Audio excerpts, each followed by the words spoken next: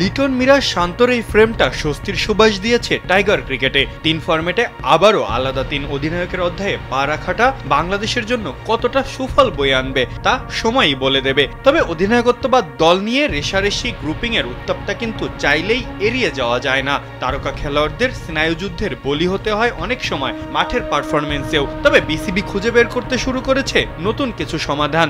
আলাদা 3 অধিনায়কের পাশাপাশি টাইগার ক্রিকেটে এখন দেখা মিলবে আলাদা 3 ভাইস ক্যাপ্টেনেরও। টেস্টে শান্তর ডেপুটি করা হয়েছে ওয়ানডে কাপ্তান মিরাজকে, আর টেস্ট কাপ্তান শান্তর ডেপুটি হিসাবে দেখা যাবে ওয়ানডে কাপ্তান মিরাজকে। যেন 2 অধিনায়কের মধ্যে অদূর ভবিষ্যতে রেশারেশির আঁচ না আসতে পারে। এদিকে টি-20তে ধারাবাহিকভাবে সফলতা এনে দেওয়া লিটনের উপরেই 2026 টি-20 বিশ্বকাপ অব্দি ভরসা রাখছে টিম ম্যানেজমেন্ট। আর তার ডেপুটি করা হয়েছে সাম্প্রতিক সময়ে টি-20তে ব্যাট হাতে ঝড় তোলা সাইফ হাসানকে। মিরাজ আর শান্ত যেহেতু টি-20তে অনিয়মিত, সুতরাং লিটনের অবর্তমানে দল সামলাতে আগেভাগেই হয়তো সাইফকে প্রস্তুত করছে বিসিবি। আলাদা 3 অধিনায়ক ও সহ অধিনায়ক নিয়ে সফলতার পথে হাঁটতে পারবে কি টাইগাররা?